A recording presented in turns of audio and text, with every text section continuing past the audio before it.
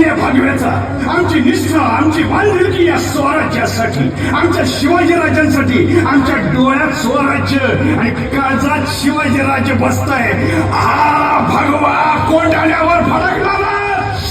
अच्छा, तो फिर उखाड़ देंगे तुम्हारा भगवा. तो फिर लड़ो. ये लो पहला वार आलमगीर के सिपाही उदय भान राठौड़ का. सूबेदार, संभाल के.